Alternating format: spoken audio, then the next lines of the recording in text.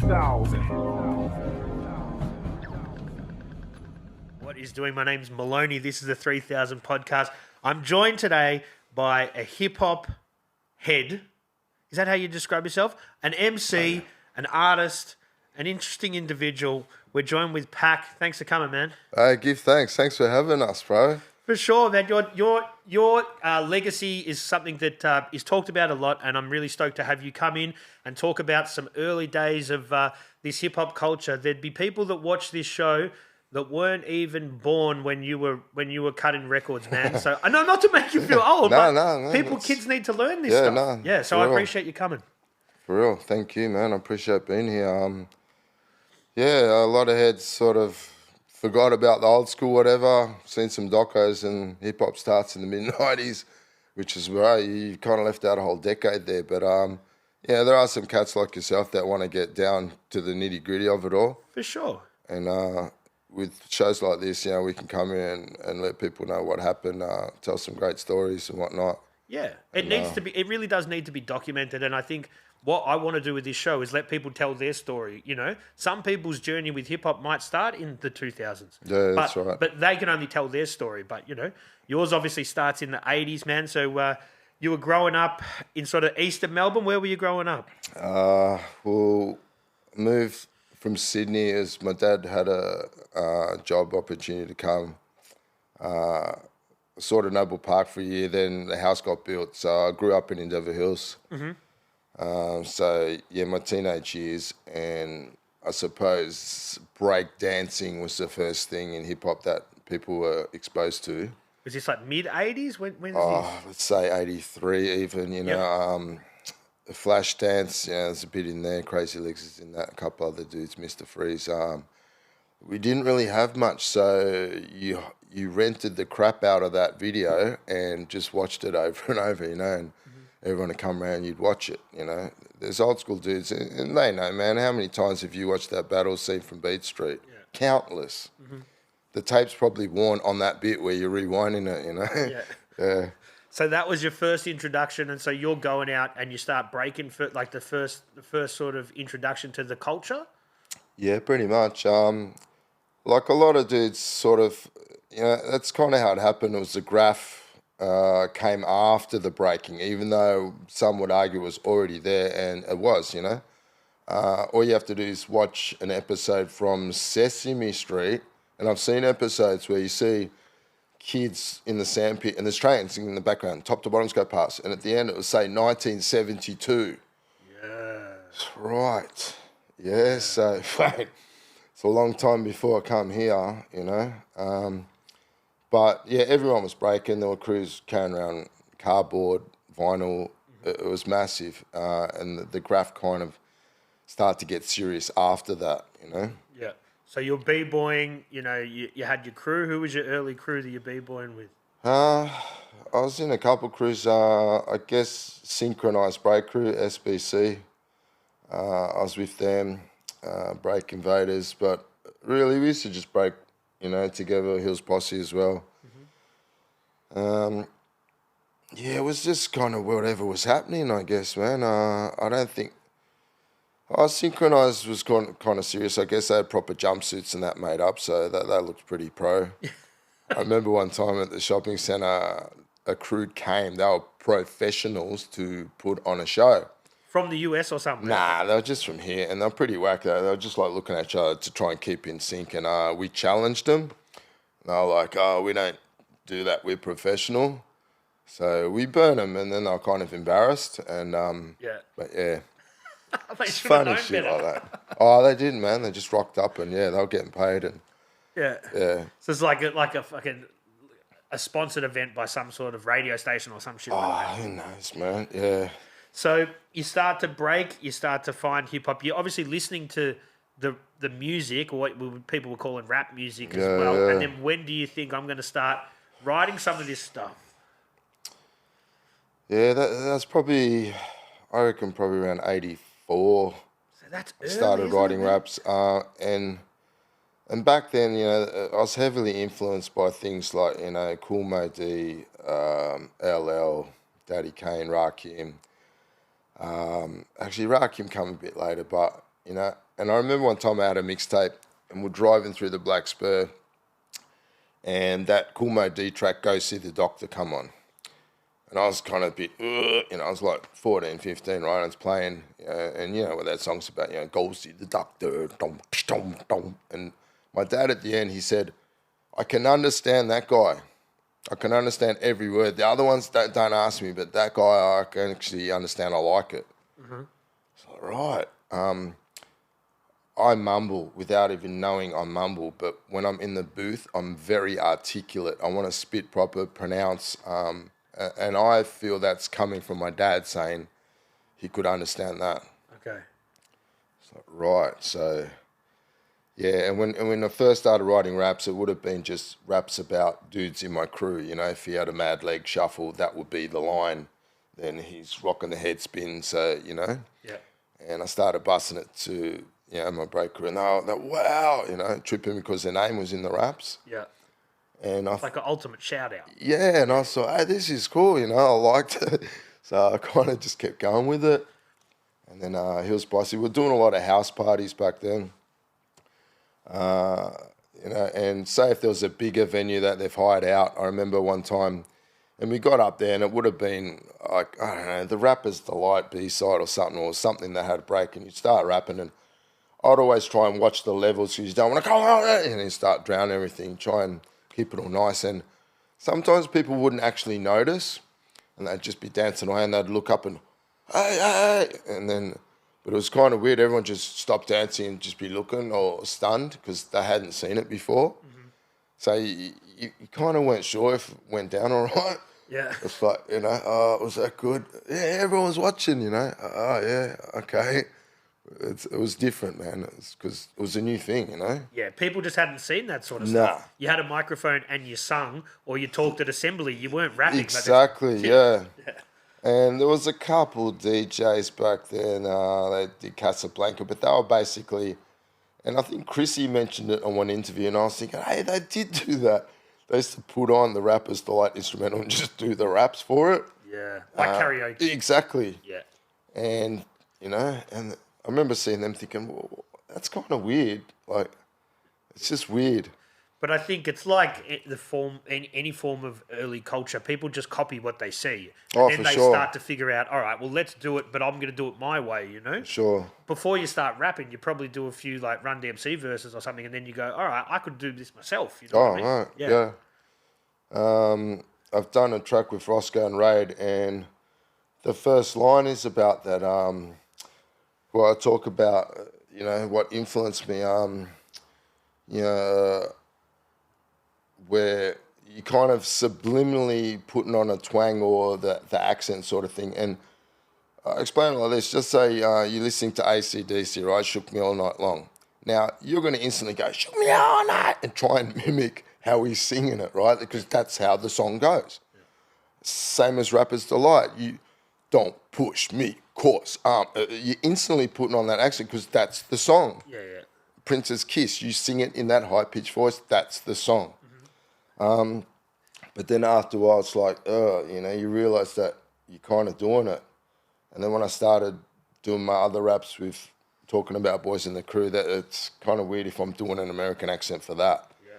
So I guess it kind of phased out pretty quickly. And with AKA, we were just all about proper Aussie accents, man, and representing, you know. Yeah, and there wasn't many people doing that with their own accents at that time. It was creeping in a little bit. It was creeping in. It was still twang. I mean, look, you know, on the AKA album, there's still bits on there that I reckon I've still got twang on there, you know.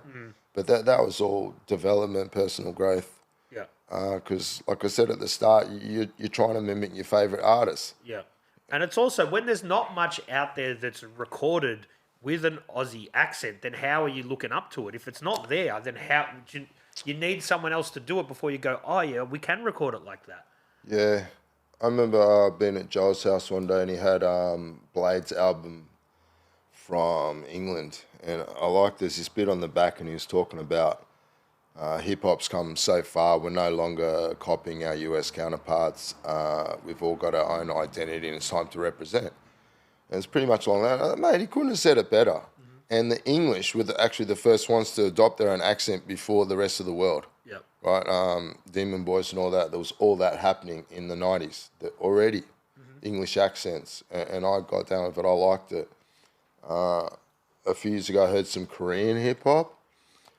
Did not know what they were saying, but it sounded proper. Well, that's about the flow, isn't it? You can appreciate the flow. Yeah, I reckon there was this one thing like It's the Joint. They were going like ding ding ding ding ding. Oh, Kiga. I was like, hey, it's got to be. It's got to be. Yeah. So that's mad. Yeah. Well, that's the beauty about it. I think, no disrespect to the American hip hop scene, I'm sure it's still there, but it became very, very commercialized. So people were looking in other parts of the world for smaller, more, legitimate, real feeling hip hop. And that's what sort of happened through the 90s and the 2000s. Sure. Yeah. I also feel it got towards, say, late, around 2008, 10, around that time, hip hop started being so overproduced that it sounded like pop music to me. I love hip hop. It got me into it because of the rawness of it. Yeah. Just the rawness that you could beat minimal sounds where, you know what I'm saying? It just got so overproduced that it really sounded like pop music to me. Yeah. There's a few factors there. I think producers were getting too scared to get sued for not clearing samples. So they started to produce this big over-the-top sounding shit because they couldn't sample or they didn't want to. All right, fair enough, yeah. That's a contributor. Yeah. And that takes it down that path. Yeah, and look, I guess with everything, stuff evolves. Yeah, all right. I guess, what really got me into it too with the break, and I love electro, I still do. And some of my beats are electro inspired. And, in Death Wish Cast, they're top 1990 forever. And some people will be, what, you stuck in 1990? No, that's where we started. We're not forgetting our roots, but that's what got us into it. That's what we love. With a lot of my beats, I'm trying to bring the head nod back. Yep. That's all I want to do. And, and why, like, Raid and I were so much on the same page, we do it for ourselves. We're not trying to do it with impressing in mind or whatever. When we say drop some polished rough vocals or something, we come out listening and you're happy with it and you get to a point where, hey, that's good, I'm happy with it. That's your satisfaction right there. Now, as an MC, and perhaps from Death Wish Cast, we've spoken about this, Dicey, why do MCs write raps? Because one day we want to perform it live. That's basically what it is. Yep. Recording was a secondary thing. And I'm sure a lot of MCs will be, yeah, what he's saying is right. We want to perform. We want to be on stage doing the raps to a crowd. And when we were in that lockdown for how many years, that we didn't have that outlet. So when you're not doing these things, you actually get pent-up emotions because you don't have that release. And I finally got back on stage in Sydney with Death Wish Cast, and it was just such a mad buzz. I come back really G'd up to keep doing stuff, and it just motivated me just to get back out there, I'm trying to get a show organised for the end of the year, and, I just want to be back on stage. It's a good feeling. For sure. So you mentioned AKA Brothers. Let's talk about the early days and how that sort of formed, how you went from, doing the solo raps with your break crew to sort of that whole collective. Well, Ransom asked me into the crew in '88. Then it was just Choice Cuts. We ended up with KJ, a second DJ as well. I guess it just got real serious from then on, and we're constantly practicing every Friday night. I'd go around to his. We'd have homework as well. You'd have to write a verse or something. And a lot of people ask too, if it wasn't for Ransom's dad, Mr. Ivanov, that first 12 wouldn't have happened. Okay. Mate, we didn't have $5,000 to go studio and get all that done. We were slowly saving money from gigs, so it may have happened a bit further down the track. But that's a maybe, you know what I mean? So if anyone wants to thank for the records, you thank Ransom's dad. Mr. Ivanov, give thanks, man. If it wasn't for you, mate, it wouldn't have happened, really. Okay. Yep. And so, someone had to help you financially, Yeah. And so then when you get your collective, you go there, is Ransom sort of like, all right, this is what you've got to do, this is what you've got to do? Is he steering the ship? Pretty much him and Choice Cuts. It's funny that the album that we did on tape, An Eye for an Eye, Choice Cuts had a Tascam 4-track, which he somehow made into a 16-track. You're thinking how the math ain't mathing, right? But would use any empty bit of space. So Choice Cuts, I was watching him one day sitting there. As it's playing, he'd have to play this one into another one to play it onto this to record. As it's rolling, he's manually adjusting levels because we might have had something on there that was too loud. And I looked at him, I go, what are you doing? He goes, I've got to remember where everything is. So he's doing that for that. And that was one tape at a time. That's how he was doing them. Yeah. So it was a lengthy process, like, mate. So anyone that ended up with one of those tapes, and a lot of people had a dub of a dub of a dub. It's never been released though, has it? Nah, it never got released, no. And what, just... Well, I guess at the end it was just, when the crew disbanded, defunct, whatever you want to call it, it just wasn't out. It was more of just a thing we handed out. Yeah. So I've got a record here that I've acquired. Have a look at this one, man. Oh, what? Oh, wow. Wow. So obviously you've mentioned you're on there, right? Ransom's there. You've got Choice Cuts. And who's Lord B and who's Booger? No, just a couple of heads that you staying out with. That's why I laughed when I saw that. That shouldn't even be there. But it's there. Yeah. I'm thinking, is that my... It looks like my tags. I reckon I've done it. So they must have been there and I've put them up. Just, I don't know. Yeah. Murder designed that. Yeah, you can see the murder tag down there as well. So how did that come about? You guys just hit him up? Yeah. And he's come out with that and it's... Yeah. Murder's an artist that was just so far ahead of his time. Everyone knows that illegal piece... that gold and blue one he did near Jam Factory. Yeah. And even Phase 2 said, possibly the best illegal I've ever seen. Mm-hmm. The dudes that didn't believe that was illegal. But yeah, it was. Word murder into house. Nice. Yeah, I've showed a few people that and they're like, who's Lord B and who's Booger? I'm like, I don't know, but I'm like, PAC's coming in, I'm going to ask him. But yeah, so they were just dudes you were mates with? Lord B was the guy I used to skateboard with. Booger, he was this Indian guy. He was sort of starting to do some raps and that. But yeah. Where would that have been at a gig or something? You would have signed that? Yeah, maybe. I don't know. I found that at an op shop. For real? Yeah, man. Wow. There you go. And there's some, I don't know if some people might have one that's got the stencil with the spray cans. Very, very rare, those ones. I don't even know how many of those got done. Probably not even 50, I'm thinking. This one doesn't have any tags on it, but this is a later one. Oh, that's second 12. Yeah. What it is. I actually really like this track, what it is. I was good performing that in New York. I wore this in today. It just sort of hangs up in the lab. This is the lanyard from the New Music Seminar, 1990. So next year, mate, that's 35 years ago. So how we got there, Funk and Klein, Gangsta Limp, rest in peace, was trying to sign us to his label Hollywood Basic. And he had some big acts. Booyah Tribe was one of them. So they're US based, obviously. Yeah. Yep.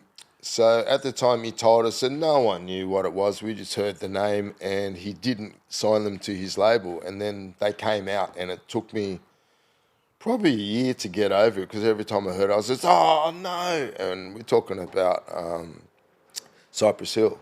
Oh, wow, yeah. So Right. That album went platinum. And like I was saying, he was trying to get us to get them onto his label. He was going to fly us to LA to do a couple of tracks on that album. Wow. So AKA Brothers would have been the household name. It just didn't happen. And like I said, when it came out, I was, what? It's like half a Gunja raps. So, oh man, I would have fitted right in with these dudes. You know? So, yeah, so. Oh wow, man. It was But you still got to New York to go to that New Music Expo, and that would have been It would have been a bit of a spin out to be in the US in New York doing your version of Australian rap for them. Did people get it? Yeah, we got a good reception. Ice-T was the MC of the night, and he gave us a mad intro.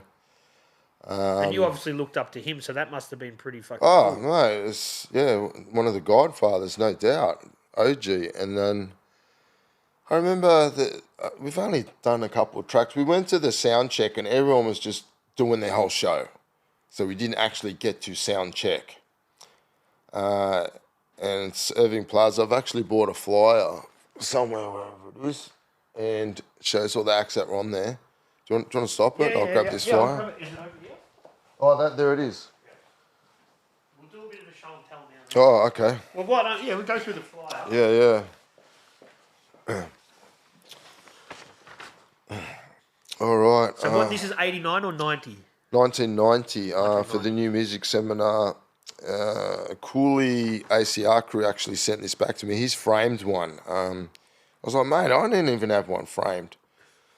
So, we're looking at, this is the bill. So it's Poor Righteous Teachers, Nice and Smooth, Lord Finesse, Tarry B. She actually got bottled off stage. What? That was the end of her gig, and anyone that was there would probably say, yeah, that's a good way of describing what happened. Solid Posse, UK, Chappie, they were from Tokyo, then AKA Coolio before he blew up. Wow. Mob Style, Boulevard Mossy, Outlaw Posse, Ultramagnetic MCs, DJ Joe Cooley. There were some big acts. Schoolie D stepped on stage. Now, after seeing Tarry B get bottled off stage by mainly females, they were throwing all the bottles. That was the end of her show. You saw that, and you had to come on stage, yeah. So, hostile is an understatement, man. So we're all quietly shitting ourselves before we got on stage. So we're on stage, we're doing our tracks. It was all good. Dudes, I could see we're head nodding. At the end of the gig, it was just happened too fast. I'm pretty sure we only did 2 tracks, and I just want to keep talking. And I've said, listen, I bet you think Australia's like running around with kangaroos and shit, huh? And they're like, because they do. I said, look, it's not exactly like that. They're not that cool. They destroy farmers' fences, their crops. They'll eat your gunja, and they just generally fuck shit up. So if you ever come to Australia for a holiday, do us a favour and shoot some of the... I didn't know the response it was going to get. The whole place, and there was probably at least 1,000 people, deafening. Right, like deafening. The biggest applause we got was that, right? And then everywhere I went after that, it was funny. I had just something to say, and dudes were coming up to me. Yo, man, I like the show. The bit about the kangaroos, man. The bit about the kangaroos. That's right, the bit about the kangaroos. And everywhere I went, that was what they were saying. Yeah. I was thinking about, I guess it's pretty funny, ambassadors from Australia telling them to come over and shoot our national emblem, Yeah. But, hey, they remembered it was good sort of thing. I didn't wear this on the street, right? This was to get into all of the different buildings, whatnot. There were dudes there, they were wearing theirs on the street. Yeah. And I didn't know, and I was trying to get this Gunja University top, and I've gone back to this spot near 42nd and 8th, and I went into this shop, and it was sold, right? So I can't remember, bought a couple other doodads. I'm coming out, and I seen these dudes, and they had their lanyards on, but I'm not trying to, read them, and I was just being polite, and they're going, yo, PAC, this is like a night or two after the gig. And I was going, hey, oh man, I'm saying hello to everyone. And then Ransom was standing outside, and he's going, man, do you know what the fuck that was? I don't. He's going, that's Leaders of the New School, man. Oh, You know, Busta Rhymes, those dudes. Yeah. Wow. So I kind of know if I had stayed there, I would have ended up doing tracks if those dudes got down from hung out. Yeah, just from, like I was saying, those 2 tracks, I got a lot of respect. We all did, and we were kind of taken seriously. It wasn't like, you know, oh, the guys from Aussie rapping about kangaroos and shit. You know, no, it's the opposite. He's saying come and shoot the kangaroos. But it was funny. It was a good experience. You know, you think of all these things, you know, what's going to happen over there, and things that you think were going to happen didn't happen, and things that you weren't even thinking about almost happened or happened. We were staying in a hostel, and the first night, some cracker was trying to break into our room. That little window on the top of the door that tilts. Yeah. We seen him, they were kind of half in, and we were just waiting for him to drop on the floor, and but they kind of gave up. But then we're like, do we really want to stay here? And then for an extra $6 a night, we had major upgrade. $6. Proper toilet, not community one. So yeah, it was pretty hot there. It was really hot. Yeah. Middle of July when we were there. So when you come back, did you think, all right, well, we can be taken seriously, or were you like, oh, it wasn't the best experience? Like, did it change the way that you guys approached making your music? I don't know about that. I remember, who was it? It was someone from another record label that liked us, but were honest and said, we actually don't know how to market you guys. We just don't know. But we like what you do. Still to this day, they haven't figured out how to market Aussie rap overseas, really. Yeah. Yeah. But we are making waves over there. Dudes like Nick Unknown, who's probably the biggest unknown now still as well. Like, he's massive there. He's one of the biggest players there. And there's a lot of dudes under his belt. And that he told me one time they rented some mansion for some party. So people tried to come that weren't on the guest list. Like, proper names were at the door trying to hustle their way in, saying, oh, Nick invited us. He's Nick. Yeah. Nick who? Oh, Nick Unknown. Because I'm Nick Unknown and I didn't invite you, sorry. I goes, why are you knocking back people? He goes, mate, it would have been crazy. Like, half of Hollywood heard about this party and they all wanted to come there. Yeah. Right. Yeah. Nuts, man. So when you come back, you're back into graph and breaking, or it's just music? Oh, the breaking's sort of just, that was more into music. I'd say, let's say I found my forte as an MC mid to late 80s. By 87, I was already, thinking, oh, this is what I want to do. Which is kind of funny because I had this, like, a Radiotron thing set up in my house and I was DJing. And I liked it. So I could have been turntablist PAC D, not MC. Yep. But I'm more like the rapping side. And you had the DJs there already, so someone's got to be rapping as well. For real. But Ransom was doing a bit of both as well, though, wasn't he? Yeah, he was. He was heavily involved already with the production side of things. Me, not so much, man. Not really dabbling with equipment till later on. But one thing back to New York that was probably my most memorable experience then stepping on the actual stage was Jewel took us down to Greenwich Village to look at some clothes and there were these scene postcards there and whatnot. I come out of the shop, what? There's Biz Marquis driving his white Beamer. I knew it was him before I looked at the number plate that said the Biz. And I've gone, yo, Biz, right? And he's looked up and smiled and waved back. And that was the highlight of my trip, man. Really? Not being on stage? That was too, but just that interaction with Biz, Yeah. And I remember a while ago on MC Shan's account, he was kind of a bit upset there because he's gone to someone's gig and they come out and they didn't even acknowledge him. And he's gone and just snobbed him off. So, and instantly wasn't a fan. And then I mentioned that. I said, man, that I love Biz and now that's what happened. That experience is so much more special. Yeah. And he's like, see, that's what I'm talking about. It goes back to back then, just that respect, But yeah, at the same time too, I kind of bummed out when I was there. Things that you don't like, you can't really avoid. Here, if you don't like something, you look the other way. There, you look there, it's there, it's there, there, like homeless, whatever. So I did actually book an early flight to get out of there because I was kind of done, man. Yeah. It was just too confronting, just too depressing.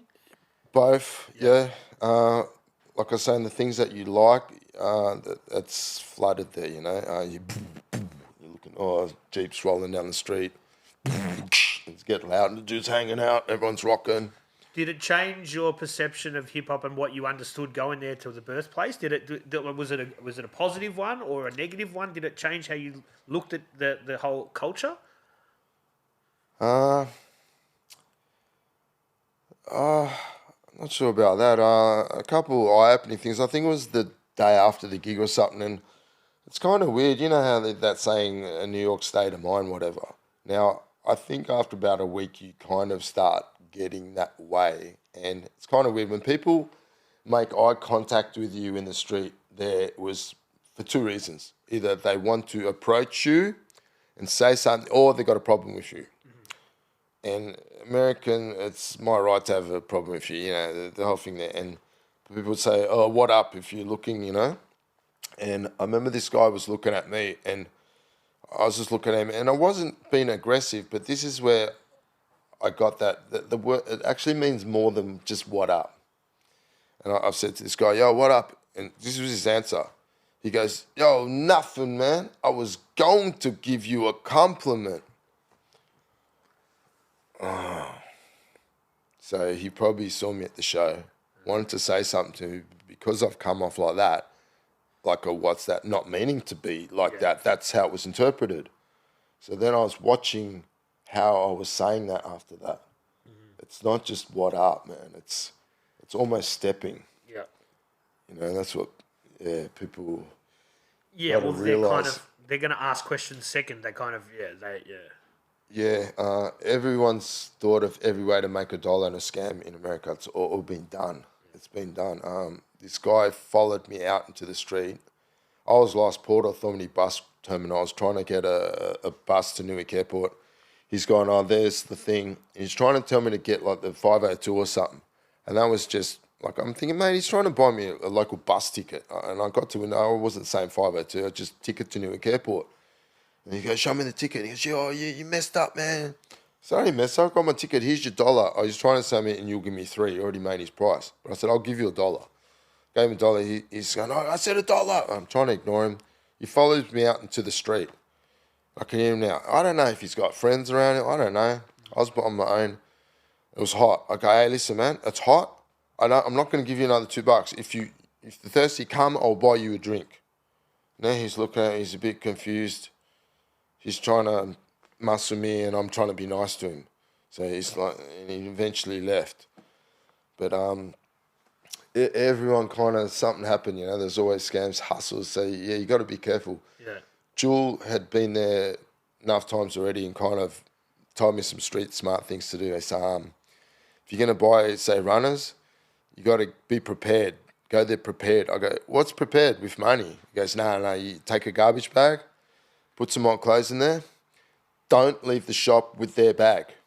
You put the runners in the bag. Now it looks like you got dirty laundry. No one's going to steal that. You leave with the shop bag, you're advertising. "Oh, new kicks. He's got cash, change."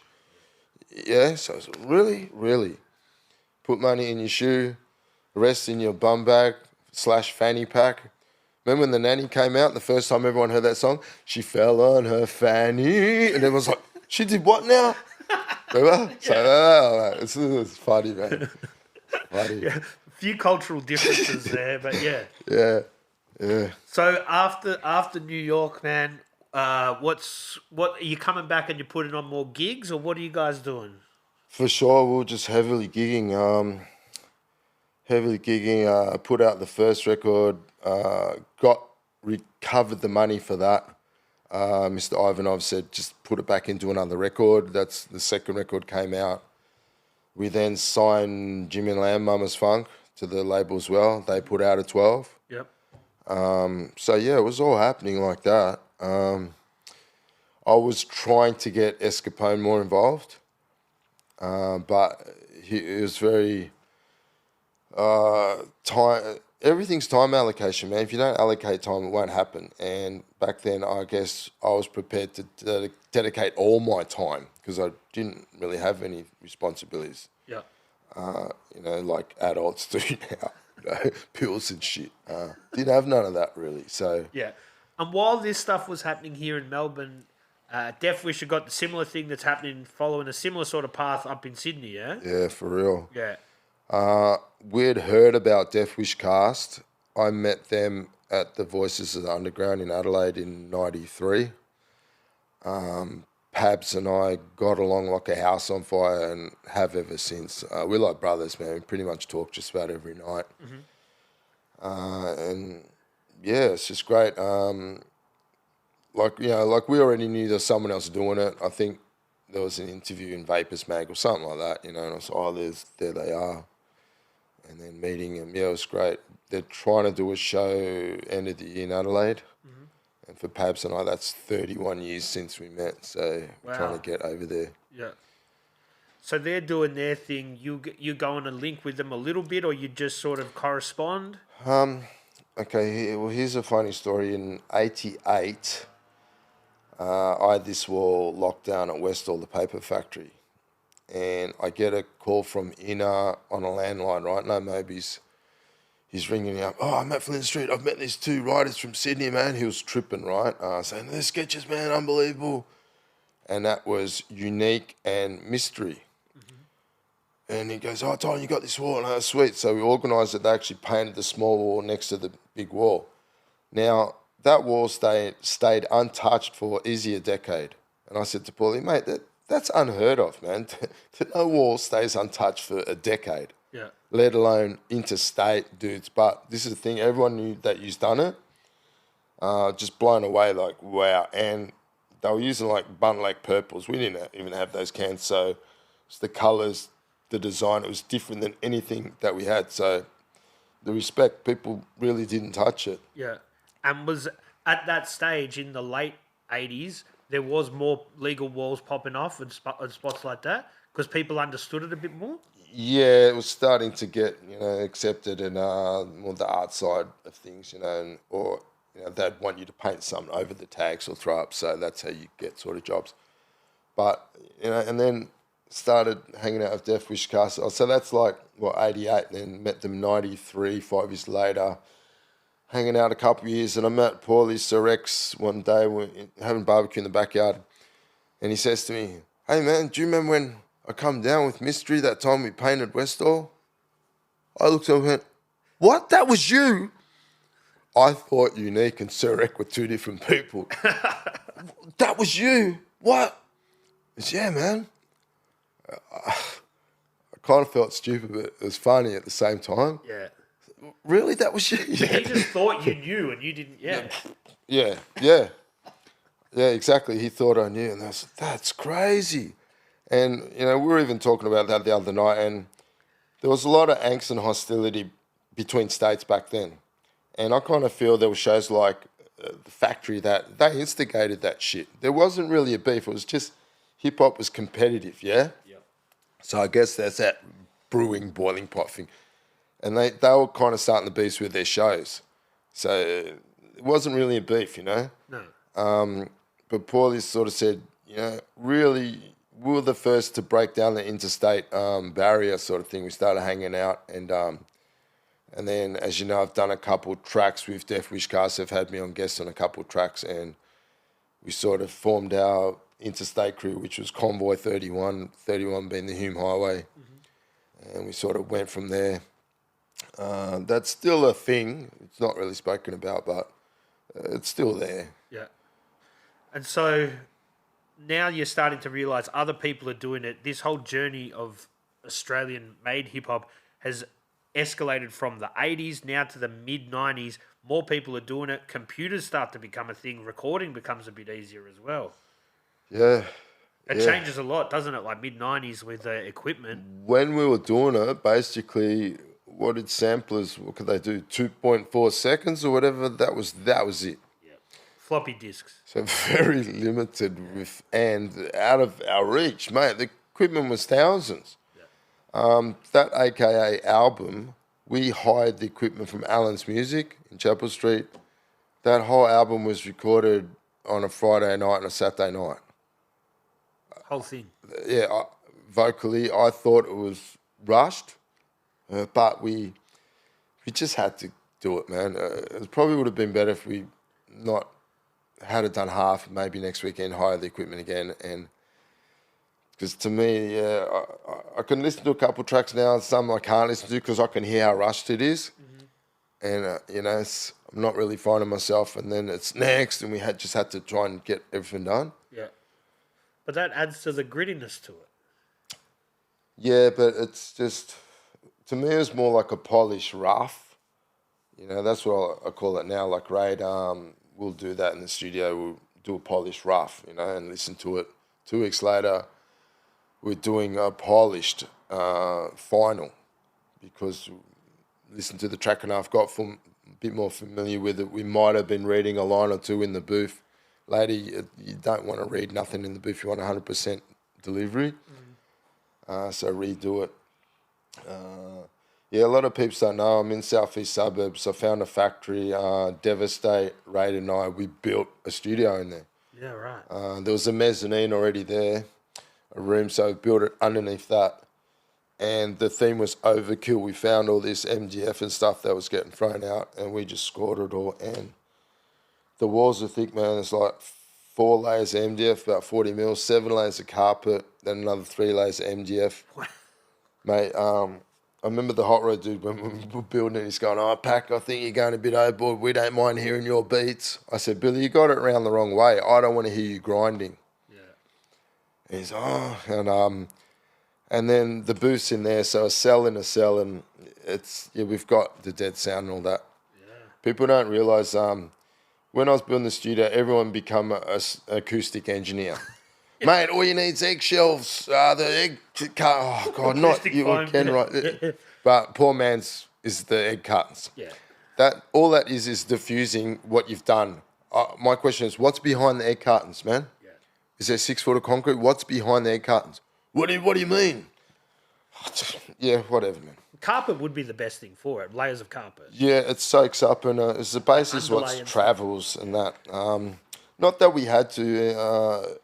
I'm in industrial state. There's no sound restrictions there. It was more to make it dead, and then the treatments to the foam to just catch what's left. Yeah. And you get that real nice recording, Yeah, I'm jealous, man. This is a bit of a fucking empty void here. But we're not recording full tracks. Yeah. Little bits and pieces. Yeah. So now you've got your own studio there. It gives you the opportunity just to record whenever you want to. For sure. We've recently upgraded to Apple Mac, and it's a different operating system. I haven't got my head around the machine as yet. I think 7.6 said he's going to come around and give us a tutorial. Could be good help, man. Oh, man. He's so easy. I give thanks, Seven, man. When he shut down that studio, Stronghorn at Oakley, I pretty much scored everything, and he basically gave it. Yeah, I did give him money for it, but it was such a small amount that I say he gave it to me. Yeah. And if it wasn't for him, really, my studio would still be defunct and empty, man. Because as you know, equipment can get expensive. Yep. And it adds up, but it was big help from 7.6 for sure. Do you want to talk about some of these little bits of fucking... Man, there's some awesome stuff here. I want to have a look. Bought a bit of sort of show and tell stuff. So Paulie loves this character. That's the one I did at Westall, at the paper factory. And he really likes that because he goes, "I liked it because of the angle. It's like you're stepping into the piece. It was the back." And I said, honestly, I did it like that because all caros were front on. Yeah. And I just want it to be different, man. And it's cool with the backpack and the cans popping Yeah, out. yeah. And I don't know, Paulie loves that character, so there it is. I want to talk a bit about Centre Road. Can you just move the mic just a bit so if you are leaning forward, it'll just catch up. Okay. That's it, yeah. I want to talk a bit about Centre Road. That people don't actually realise that was never an intended group. It was a name thrown together to tour on, period, for Hip Opera 95. It was an event in Sydney. Council put a lot of money into it. Pretty sure Paulie was asking reason, can you bring up a Melbourne crew for it? And when we're walking to the phone boxes saying, yeah, we're coming, it's like, what are we called? What do you mean, what are we called? A name for our crew. What? We just come up with Centre Road because you kind of lived at either end of it, and we thought it was funny. Yeah. We go, Centre Road. And then when we got there, it was like the total opposite. Dude's like, hey, man, Centre Road. It was real serious. And they had us top billing. And I was, what? And then Reason's come and going, oh, man, everyone's like real serious. I was like, hey, just go with the flow, you know? And we kind of got momentum. That's why we kind of kept it going when we come back. And we started to do some gigs. I used to always like doing gig posters for it. Yeah, sick. That's DJ Disc, Scratch Pickles. Like pointillism, little dots and that. Did that with the fine liner. I faxed that to a truck driver, Paddy. He goes, mate, you should have the fax machine go off when this thing started coming through. You know, because all the dots, you just like looking. And I just can you pass them down? I just thought it was funny, you know. I think this was the first Centre Road gig that we did in Melbourne at Cherry Tree. Possibly Bias's first gig, maybe. He did say when he was on here a few weeks ago, he got up at the Cherry Tree to rap a fair bit. Right. I'm not sure if this was his first gig or he might have done one or two before then. I'm not sure, but one of the earliest gigs for sure. Dollar Pots, man, all night. Dollar Pots, mate, for real. Yeah. What we got here? Kilowatts, when Kilowatts was a thing. Yeah. At Revolver upstairs, man. Yeah. $10 entry. That would have been a lot then too. Is it? Yes and no. I don't know. Like that, I don't even know how to price it now. Like I was thinking, if I'm going to do this thing, I'll probably be 15, 20 max, but it's more like $15. What kind of size venue do you want? Smaller than Revolver, say.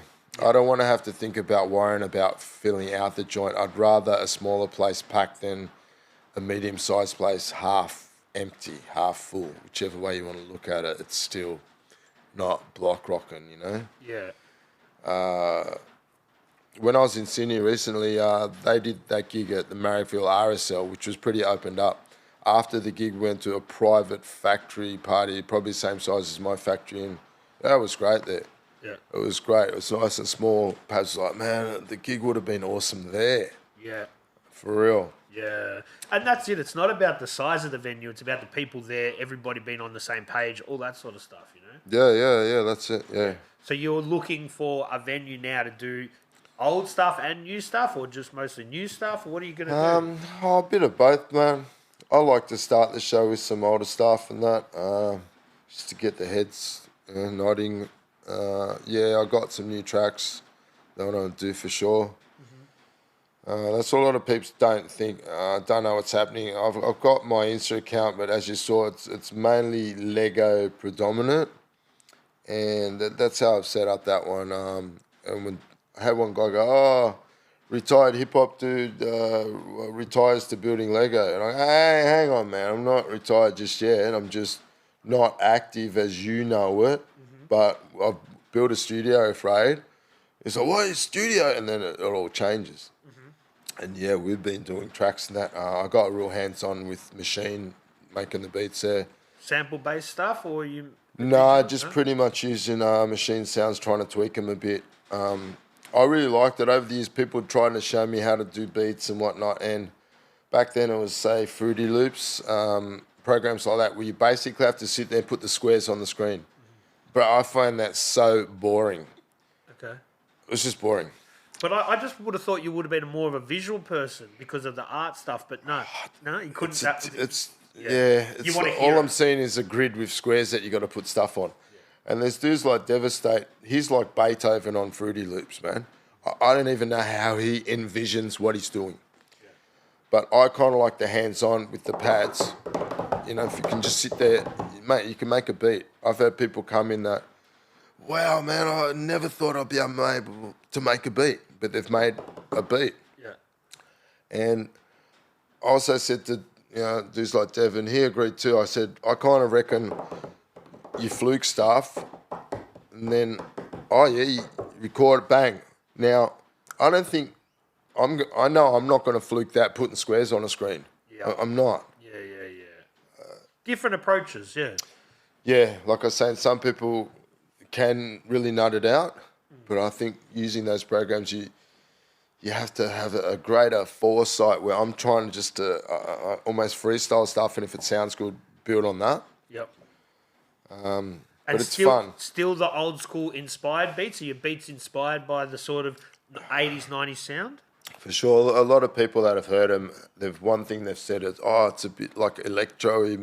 Dudes have said like modern electro. They've said some things like that, which, hey, okay, that's cool. I'm not trying to put it in a genre or anything, but okay, but they're feeling it. They're like, oh yeah, man. When I say I'm just trying to bring the head nod back, get back to basics, back to that raw hip hop. Well, if you were going to put a label on Death Wish's style, you'd say it's more that electro style as well. Oh, for sure. Yeah, Heavily. so that's probably influencing it a little bit too, because you've been hanging out with those dudes. Yeah. Hip hop culture's changed a lot since the 80s. Do you like where it's at the moment with the different elements? The first thing that comes to mind is they had DMC recently, and I was talking to Dev. Dev was actually going to enter, but he had some family things come up that prevented that. And he's saying it's like all these real head DJs they're kind of over it. They don't want to go in this thing, and then you get I don't know, almost like misrepresentations of dudes that do want to go. And last year, and I'm not saying this to bag states or nothing, man. I'm just saying it how it is. Yeah. Look, Dev was sort of saying, and I think he was talking about the Victorian one. Look, they're all right. The guy that won was the best out of the all right. And is that, you know what I'm saying? Not, he was a kick-ass, won it hands down, technically unbelievable. Nah, just he was the best of what we had. So it's almost won by default, man. Yeah.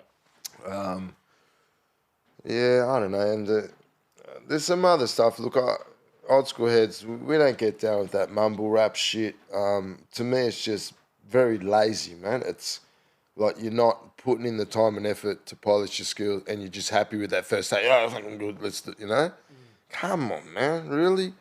Like, I'm sure serious graph heads don't just do one outline. They do an outline that gets refined 50 times before it hits the wall. Mm-hmm. Same thing, Yep. It really is. But I think that is a generational thing where younger people no, it's true though, man. Shit. Right? Okay. So you're a little bit older than me, but I'm still pretty old. Younger people now, because of the internet and the disposable age, they do it and it's done and they've done it. Where we're a bit older, you come to from a school of thought that you don't want to put your shit out there until you're really happy with it and you work on it. Yeah. And that's a difference in mentality. No, you're right there, because it is, and a lot of these things is just about not so much the quality but quantity, and they're just pumping. And I get that too. Like, look, man, as far as graph goes, I love graph and that. To me, I'm like most people. I'm not that impressed with throw-ups, especially if they're not. There's some pretty fucking good throw-ups these days, man, that look like pictures and shit. But the average throw-up, and look, some people might not agree with this, but I had someone started sending me photos of throw-ups, right? And I'm like, what are you sending me this shit for, man? And the answer to that was, I thought you respect all forms of art. Mate, a throw-up was never meant to be art. Never. It was meant to just get your name up big. It had nothing to do with art. So please don't say throw-up's art these days because you're trying to put everything in one. It was never meant to be art. It wasn't. The burner is the art. Yeah? And that's where some people might argue and say, nah, PAC tagging's part of the... And it is. It's part of the whole thing. And you'll agree too, there's your whack tags and there's boss tags as well, tags that look actually nice, but majority of people don't like it, and because, it's destructive most of the time. Mm-hmm. I'm more about constructive. most of my art these days is nature inspired. And I'm doing nature scenes and stuff like that. I like doing them. I want to create an optical illusion where it looks like there's depth where there is no depth. That's what I'm trying to do these days. And I like doing it. There's a massive market for it. I've done some roller doors that have just had scribble on it, and for the community, that's an eyesore. And then I paint something like a mural. I painted a guy cutting the grass on a mower shop. Did it 5 years ago. It's untouched. And a couple of people said, "Oh, what if kids come and tag it?" I said, "Look, there's like an unsaid respect thing. I'm not doing graph. I don't even use the G word. There's too much bad stigma attached to it. I'm painting murals. If someone does, I will come back and fix it. I'm not going to charge you. That's my artwork up there too. But I think they don't touch it. It's like, because I'm not doing graph, it's a different thing. So as much as they might not be into it, they respect it enough to leave it alone." What do you think about the sort of anti-style movement where people are sort of, getting a bit loose and wobbly lines and maybe not following the rules? Do you get down with that sort of stuff? Again, that might be deemed as not perfecting your art, or not trying to put in that effort into it, and you're happy with that. Each to their own. What I don't get is some of this modern art shit where there's a guy running along the wall with a marker and jumping up and putting a curved line on the wall. What would you do if you gave me the marker and said, "PAC, do a tag," and I was running along? That's questionable already, isn't it? Yeah. So why is that selling for $10 million? Yeah, well, that's because the greater art communities that are buying this stuff aren't very intelligent, or they've got too much money and not enough fucking sense. But that mentality is almost dictated where it's going, where it's evolving to. And like, I'm not, I don't want to go out of my way to put anyone down or anything, but there's one artist that everyone knows his name. I'm not going to say his name, but he's mega overrated. There's 1,000 artists way better than him. Why aren't they getting the props, man? Because someone said, "Oh, because his stuff's so..." And I look at some of it, yeah, I'm impressed with it. Okay, that looks pretty good. It's nice and simple. I like how stuff, but most of it, I think, is very average, man. But I think, like music, though, with art, it's probably 90% marketing and doing and executing that. It's not the actual product, because the best artists, the best musicians don't get the most respect. Yeah, it's about marketing and getting it out there and in the right circles as well. If you can get your foot in the door in some high-class gallery, that almost dictates your prices just on that. Yeah. You might think, "Oh, it's only worth $300. No, chuck a zero on it." Yeah, man, but I had an artist on a couple of weeks ago, and he said that if you're in a decent gallery, like a gallery that has a good reputation, they'll take over 50% of the price of your piece. And all you're doing... What? 50%. 50%. So, and in some cases, the artists only get 40%. So say they sell a piece for $2,000, you might... Oh, they might get 800 or something. Something, yeah. Right, they're taking that much. Yeah. Right. But every gallery is different, but he said about 40 to 50% is where it's at. It's crazy. I guess I feel the same about bike shops. I'm heavily into mountain biking, and the markup on that shit is ridiculous, man. When they show you say a full suspension carbon mountain bike, and then a trail bike with the motor on it, some Kawasaki thing, and the push bike is more than the Kawasaki, you're scratching your head asking yourself how. That's bullshit, because the markup's 800-900%. That's how. And then when it goes on sale at 50, everyone thinks they're getting a bargain. The bike shops are still raking it in. Yeah. But I'm an advocate for any form of physical brick and mortar store. So I still want to just say support the real shops rather than buying shit online, because we want to have those shops, Yeah. But this is the thing too, Pabs and I spoke about. So back in the day, you get a record. You go and you buy a record. bad example because it hasn't got much written on it, but you go home and now you're reading all this stuff on this. Yeah. There's that tactile feel of feeling the record. You take it out. Oh, wow, you're looking. Here's a better example. Oh, 7/6 nice. and aliquot, right? So there's lots of little things in there, little bits of pieces that you can pick up on in there, you know? Okay, see, look at all this text, see? Now, this reminds me, when I was in Sydney, first year of high school, men at work were blowing up, man. Yeah. Land down under, blah, blah, blah. Oh, sorry. Yeah, if you want to be there, just... Men at work, business as usual. They were thrashing it on the radio. Could not get away from it. My dad bought the record. Inside the sleeve is the lyric sheet. Wow. I was studying that shit, man. Memorising the song. There was a kid walking around, he's going, what was he singing? Travelling in a private combi. I go, it's not private combi. He goes, yeah, it is. I go, it's not. I've got the lyrics. It's fried out combi because it was so freaking hot. You know, so, mate, know what you're singing. Yeah. You know? But that's the beauty about physical records. Yeah, it's like that. And the same dude, I think, a couple of years later, I was in jeopardy. Dude, it's Al Love's in jeopardy. He's talking about him and his girlfriend, not himself. Yeah? Big difference.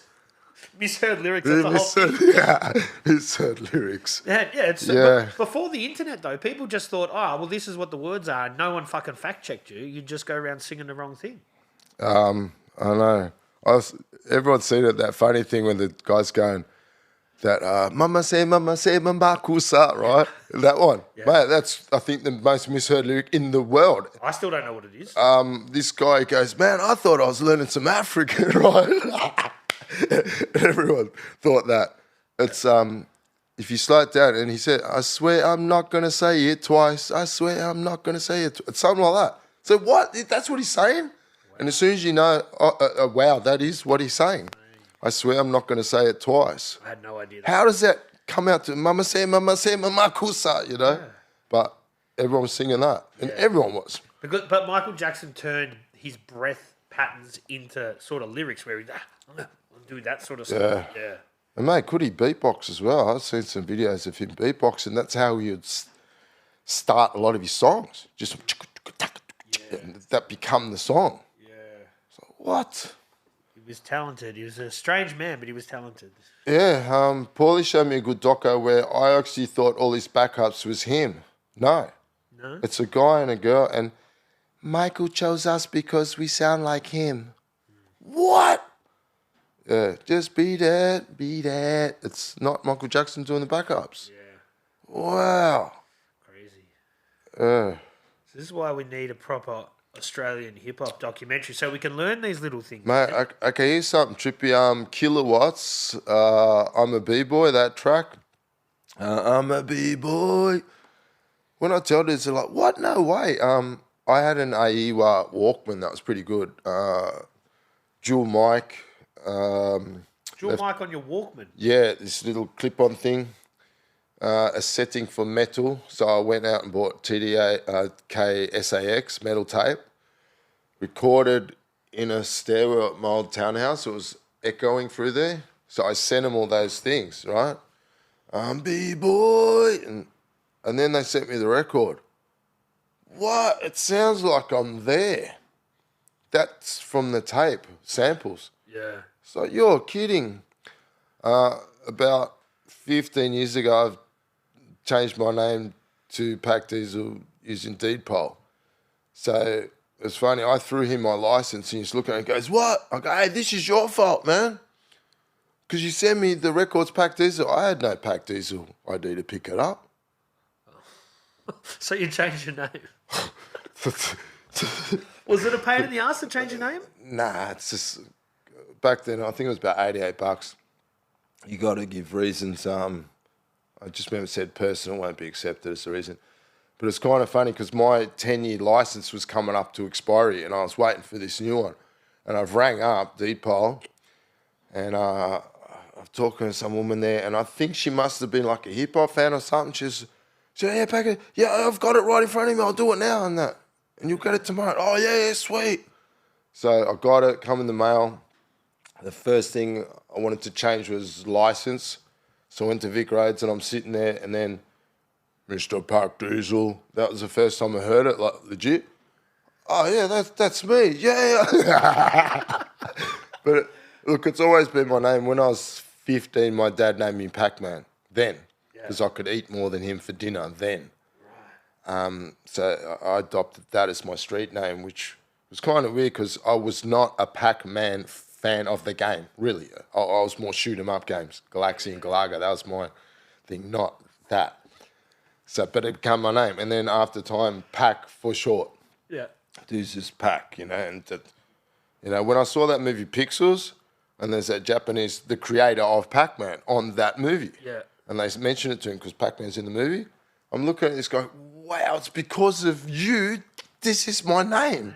Yeah. Because of Vic you. Roads now. Yeah. Because of that game. Vic Roads. And the diesel's just like, cock diesel, rip sort of thing. And when we're doing the whole Centre Road thing, it was like a truck sort of theme formed. We're going in a state a lot, getting truck rides. So it all just become a thing, Yeah. So that's pretty cool, though, that you actually legally made that your name now.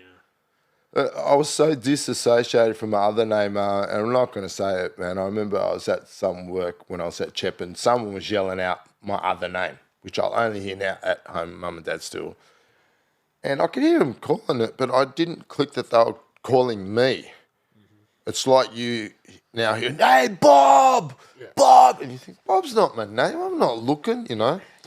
And I thought, oh, yeah, that's my work name. It's funny, the first time I did it, my parents weren't happy, but I didn't have enough points. So it didn't happen. The point, what do you mean? Explain to us the points. You need points to prove who you are. Oh, okay. So bills, whatnot, Mm-hmm. And I was just come up short on the points. And so I kind of abandoned it for a while and came back to it. But I remember my mum, she's kind of upset. She goes to me, what do you want to change for? I said, Mum, you don't get it. For everyone that knows me as this, there's at least 100 people that know me as PAC. And it's kind of like old school. I remember ringing up some dude, and I named this kid Squeaky Legs, right? Because he was small and he was skinny and shit, right?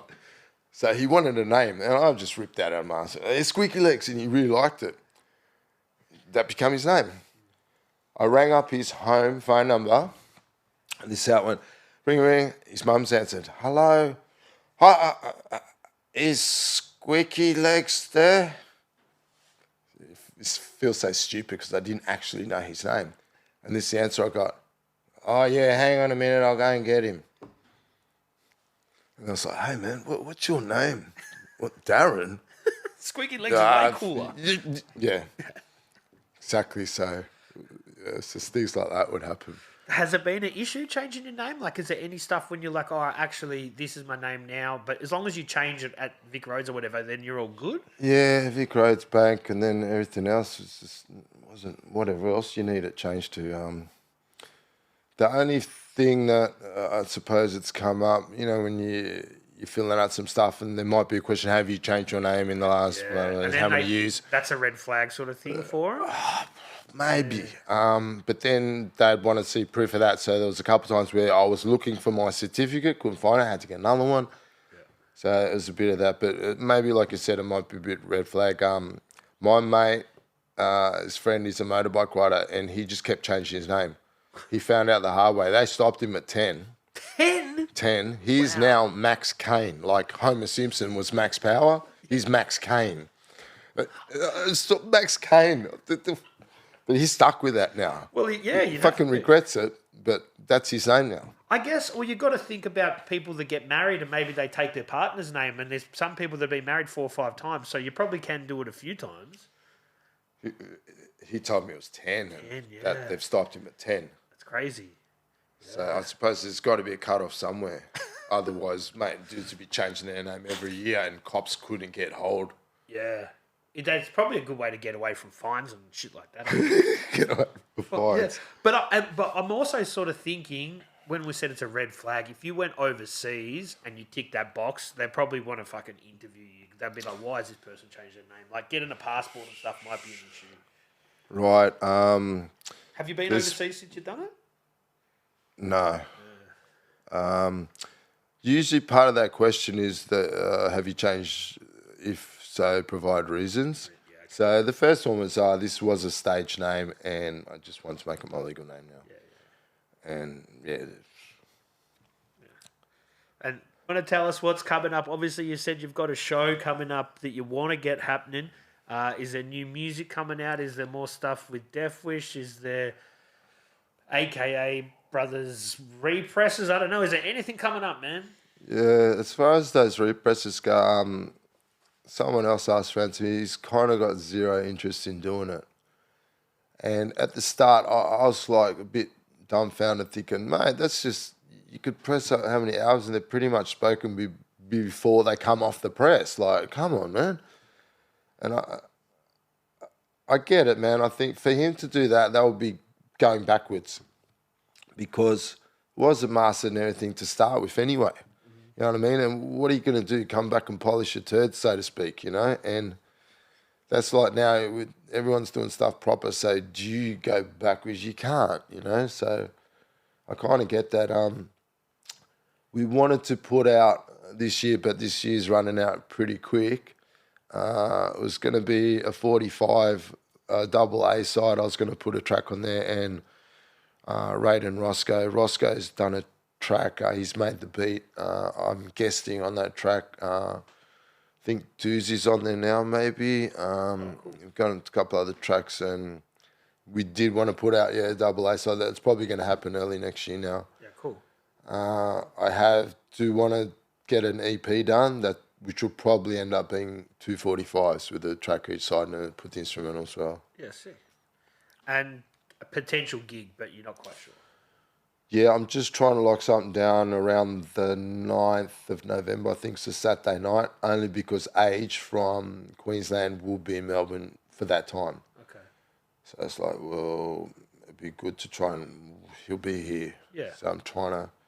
That's going to swing around quick, man. It so is. Yeah. I know, it so is, yeah.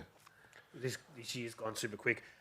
Is there anyone you want to shout out or anything you want to say as we sort of lean into wrapping it up, man? Anything you want to get off your chest or anything? No, it's just, I asked Doozy, Neil Void, if he wanted to do support, and he was stoked at it. You know, he said, "Oh man, thanks for even thinking of me and asking me." And I said, "Doozy, man, you inspire me now." I went to his gig a few weeks ago at Revolver, and mate, he inspires me now. So let's do this.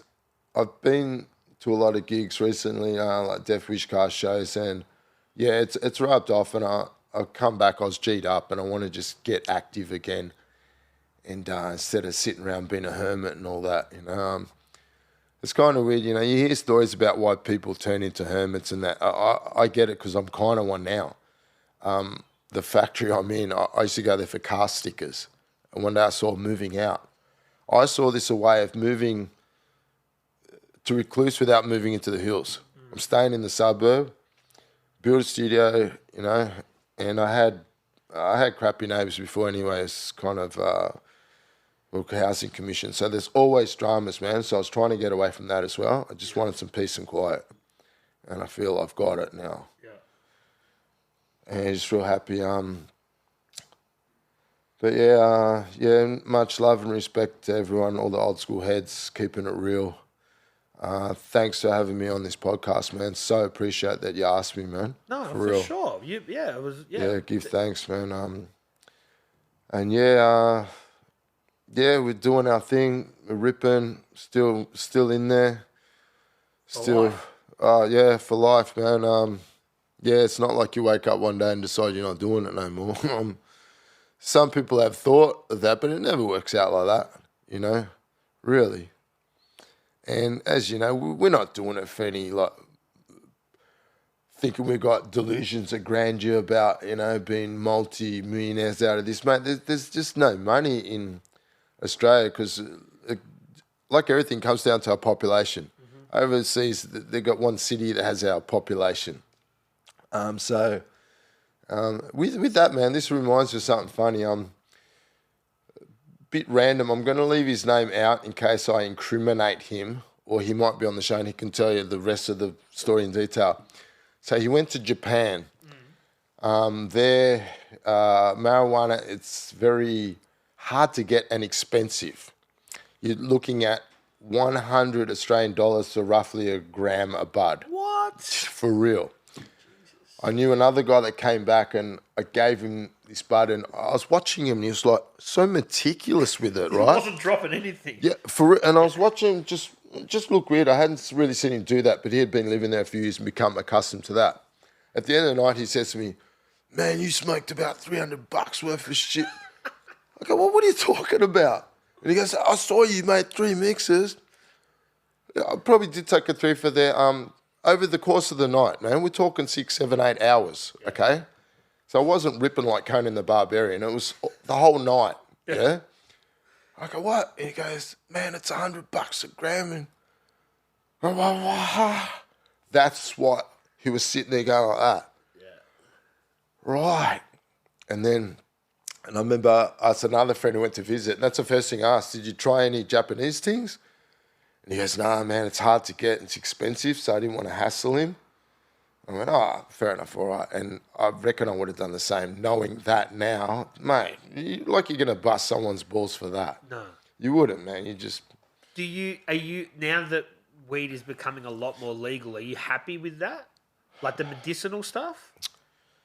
Yeah, look, for a long time, I always, when people are going, "Oh, we got to legalise it," blah, blah, and I said, "Stop, man, you're actually saying the wrong thing. You need to say decriminalise, like what Adelaide used to be." Right. So they've changed, have they? Yeah, it's not as, what's the word, relaxed as it used to be, man. Okay. Yeah, it has changed now. So, you know what I mean? Like, this is a thing too. I'd say to people, would you agree tobacco is legal? And of course it is, right? We've got tobacconists. That's the deal of tobacco. You go there and they you get buy it. firebombed every day, just about. How much are our ciggies, mate? Mate, we've got the most expensive ciggies in the world. Yeah. If it becomes like that, what makes you think that it won't be the most expensive one for that too? And with the dispensaries now, and before we had the dispensaries here, I was looking at some in America online, and what looked like a 3-for was $100 US. Oh, great. So you're going to pay, what, 150 Australian for a 3-for? Yeah, no. Now the medicinal stuff, it's not, I'm looking, I know a couple of people on it. What are they getting? 10 grams for $150. Yeah, it's not cheap by any means. It's not, and I kind of reckon a lot of it looks old. Like old. And then you look at the expiry date, there's another year on it. I'm thinking, it's organic, man. I can't see it.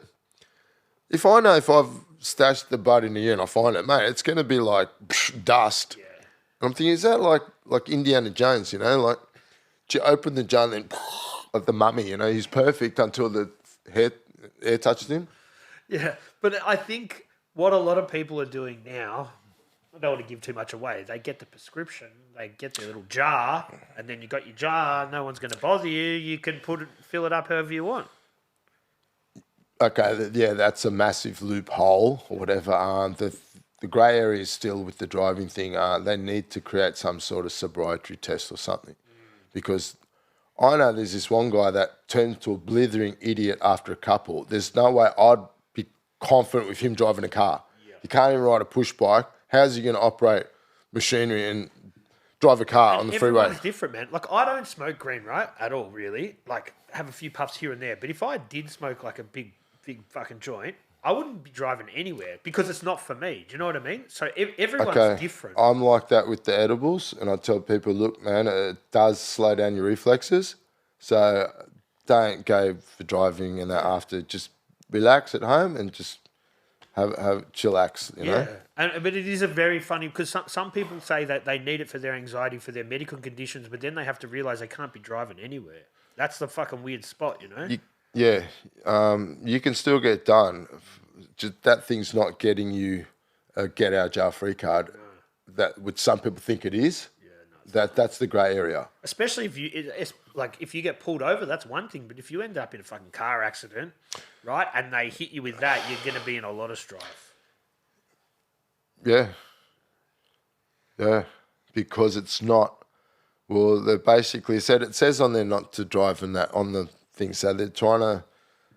So they're going to say, well, yeah, you Yeah, I can't see why you wouldn't be liable. Yeah. It's like alcohol now. Yeah, same thing. But they have to make some sort of test. Okay, so back to this random thing. So this guy tells me, right, he went to Japan. So it's hard to get. And so he gets on a bullet train a few hours this way. Japan's a big yard, right? Gets on another bullet train this way. Gets out and how he's describing it was like, I'm picturing, European vacation when they're walking down that cobblestone road and they go to the wrong house, the tree branches over the number. I'm saying like, and he goes, yeah, exactly like that. And so this old Asian guy answers the door. I think you say some password thing, right? He lets you in. He comes down the hallway. There's his mate from Melbourne sitting cross-legged on the lounging floor. They both look at each other. This is after how many hours of 2 bullet trains to get there? What the? Rhetorical question. They both know why they're there, but they both didn't know they were there. Wow. That is random. That's random. Yeah. And that's the quest that some green will take you on, man. Okay.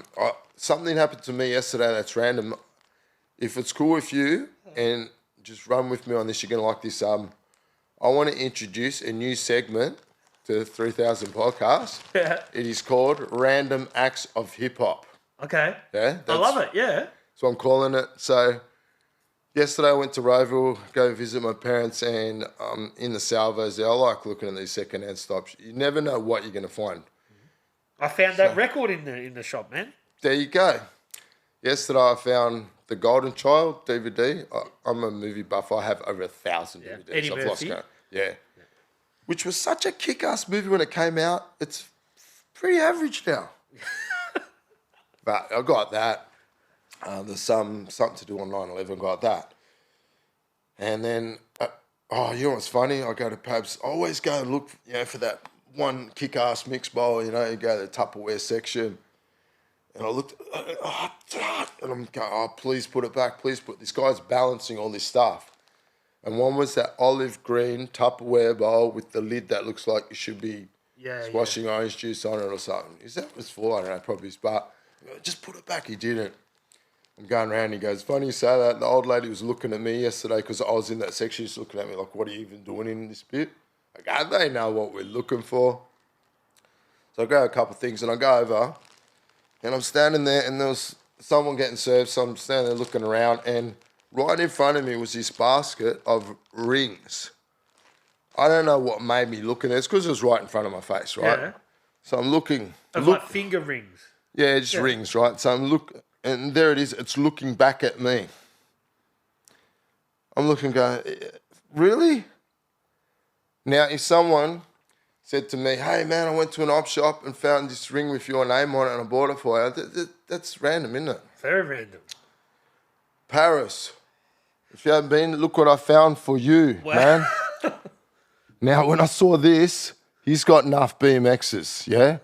You've got to have one that's chrome gold with a bit of bling on there. Look, run the cables. I'm sure you'll find a way to sit that there. Look at that. That's full on, man. So that's here for you, yo. So when you come on. Episode 1, Random Acts of Hip Hop. For sure. Amazing. It's like, what?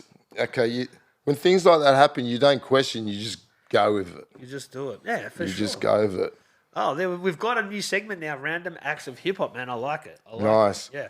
Speaking of hip hop, we want to have Paris on the show. Who else should we be getting on? Like, we want to hear this from an OG like yourself, man. Oh man, got to get Armed in. Yes, I have got to organise him, and we've had a chat initially. Yeah. All right. You had Devastate on here yet? No. Oh, bro, yeah. Get Dev in, man. Much love. Roscoe and Raider, old RKS boys. Yeah, man, just keep it going, bro. It's good what you've started, and it's got a lot of momentum, no doubt. And people will be stoked, man, to come in here. Man, I appreciate you taking the time, and I want you to come back again where we can talk about what else you've been doing. Maybe some new stuff, and maybe we can bring up some old stuff and catch up. Hey, man, talking about some old stuff. can we do one other segment? I'm thinking, okay, can we do 25-year anniversary raps? Yeah. Yeah, for sure. Because I've got some raps I've written in 99. Yeah. I might struggle a bit because it's a bit fast-paced to the beat. Yeah. But I'll give it a crack. Yeah. Have you got the instrumentals? Yeah. All right, let's do it. We're packed in the house. How'd you get into downhill? Yeah. Okay, funny story that. Shit's funny when it happens to someone else, especially when it involves injury. You know what I'm saying? When you see fail videos, and it's funny, firstly because of what's happening, but more because it's not you. Yeah. Right? Agree? Like, mate, if that was you, it's not funny, is it? No. This thing happened to me, when was this, about 10 years ago at Yuyang's downhill racing.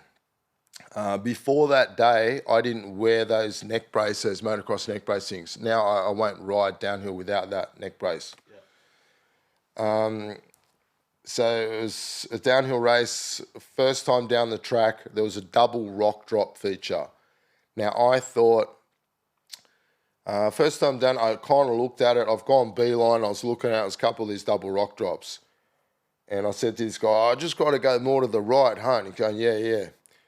Now, because of me, if there's riders, Turbulence, Yuyang's track, on the double rock drop, there's a log there now. That's because of me. That's the idiot log. If you've gone to the log, you've gone too far. But the log wasn't there when I did it. I went way too far. Come over and looked out, and I should have hucked off this thing, and I've rolled in, and I've started rolling down this vertical rock face. And I did a huge stoppy ride, got over the bars, smashed on the helmet. The momentum's flipped me back onto my feet like this ninja. Flip it like iron head. And I went, and it just compressed my neck, and it was a bad stack. And the bike got all twisted. We were staying at that pub in Mad Max, yeah? That's a hotel now. Yeah. So I was staying there with my partner at the time, and I got back there, and I was wrecked, right? Just wanted to go, and she goes, I'll run the spa, right? And I'm thinking, I'll stay in the spa, it'll be nice. And then she goes to me, do you want some deep heat? And that sounded like a good idea. So starts rubbing this deep heat on. I didn't know my neck was all scratched up from the stack. Oh. So rubbing this deep heat, 2 seconds, 3 seconds. This shit is burning. It's so hot. So I run to the shower, put my neck in. This water was so fresh coming on. Now I'm getting a freeze burn. I've come back out. The heat burn. I went back in. Come back out. No shit. I was actually trying to figure out which burn was better. What an idiot. What an idiot. Well, at least you didn't I was break your trying neck to though, figure man. out which burn was better. Then after about 3 or 4 of both, it's like, what are you doing? Just get off. And I got it off, And I was telling dudes at the start. Now, I was only telling about 2 of my mates when the next day when they see me rock up like that. I didn't know 50 riders were listening. And I turn around, everyone's in tears, rolling around on the ground and shit because it's, like I said, it's not you. Yeah. It's funny when the shit's not happened to you. Yeah. That wasn't funny. It wrecked me. Couldn't drive for a week, had all these x-rays, got that neck brace thing. So it was pretty brutal. And I remember back at my joint weeks later, I'm sitting there, I'm looking at my bike and I've got measuring tape and I can see the bars higher. And my mate comes in, he goes, what are you doing? I go, look. He goes, you've bent the top crown on the forks, look. Oh, I don't know how I didn't see it. I was looking at it for a good hour, and he rocks up and sees it in 10 seconds. Yeah. Right. It's a massive crash. Yeah.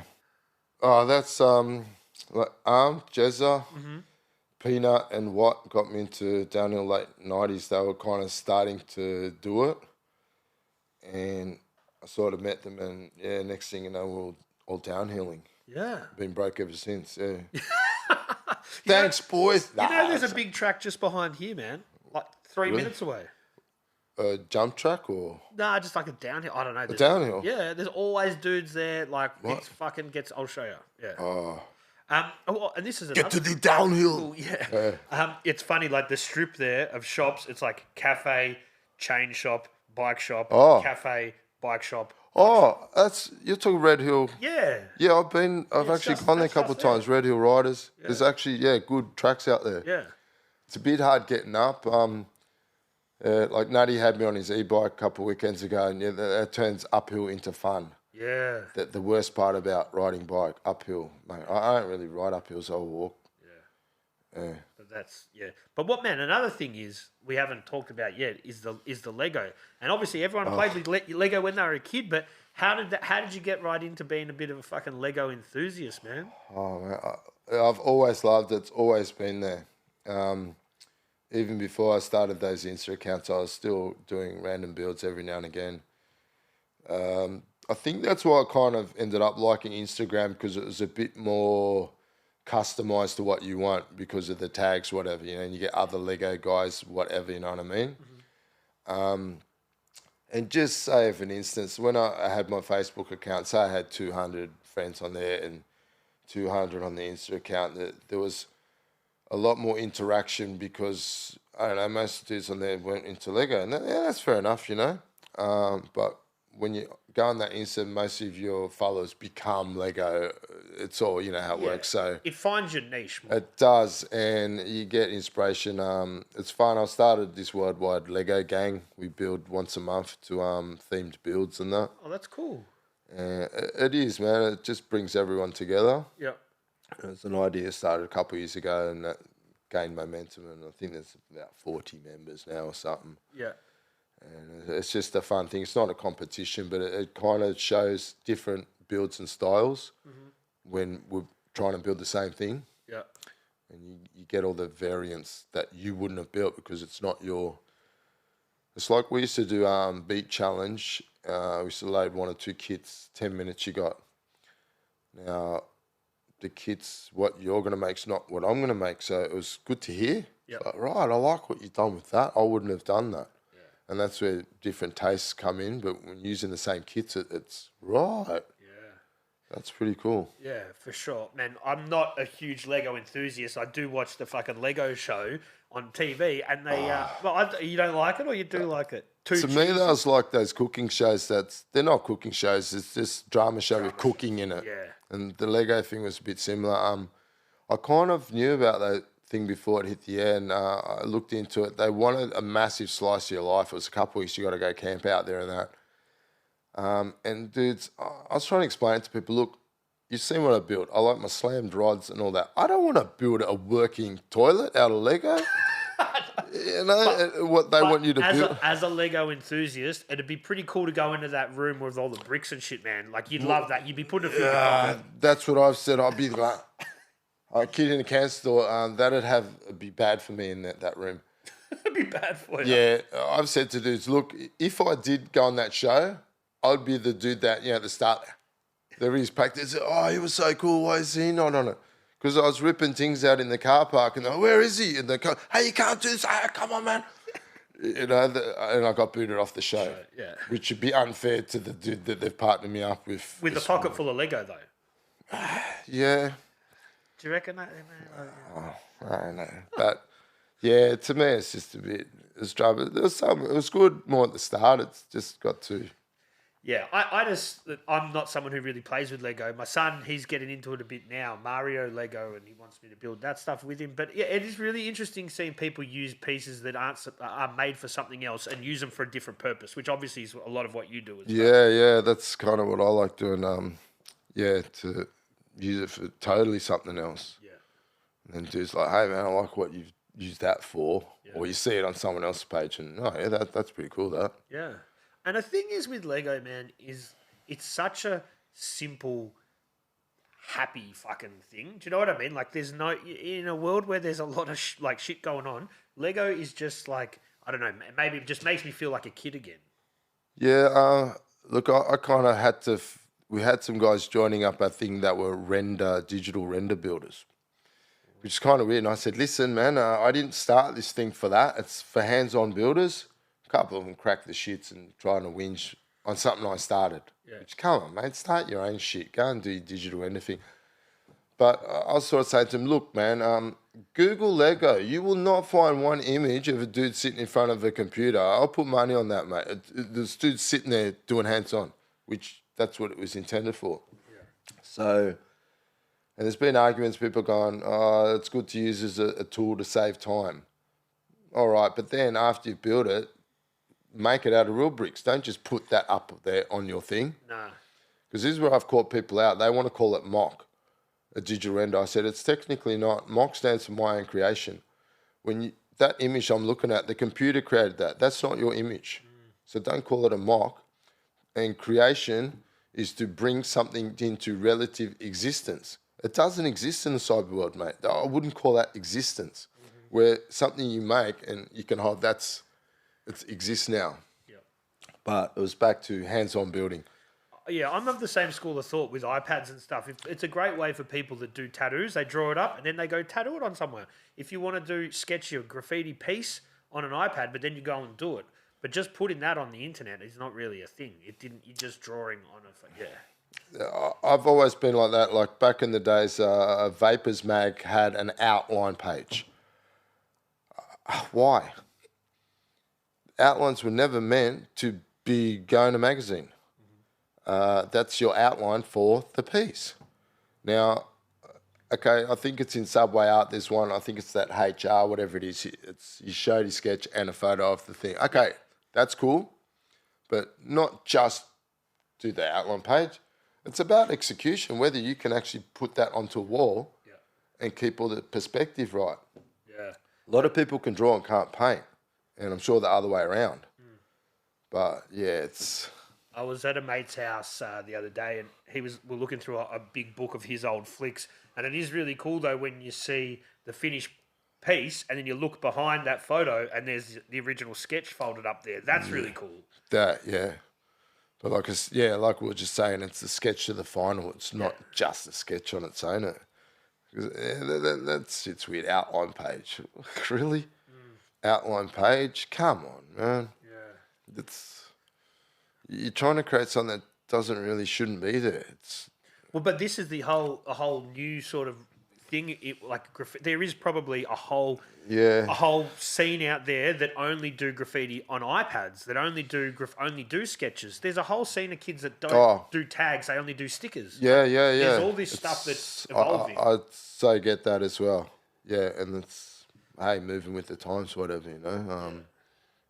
At least they're creating in some way. Yeah. And look, some of the digital artwork is incredible. I follow a guy, Iconic Garage, and I've built a couple Lego things after seeing his renders. Yeah. Oh, that looks cool, and I tried to replicate it. So he inspired me.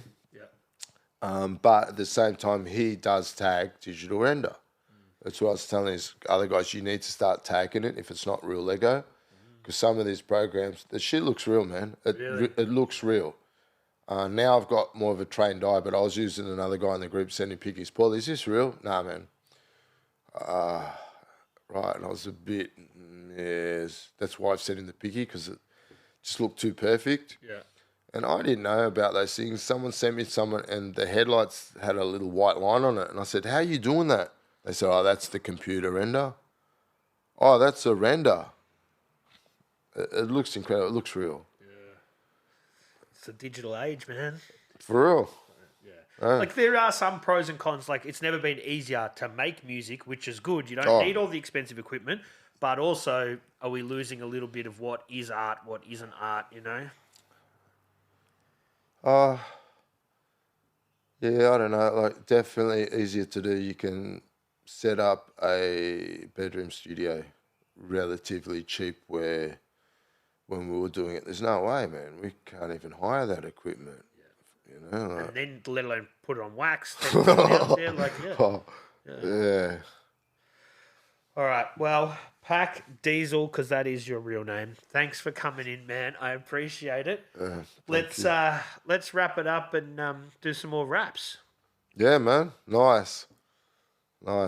Cheers. Hey, give thanks, man. Big ups for having me. Thanks. 3,000.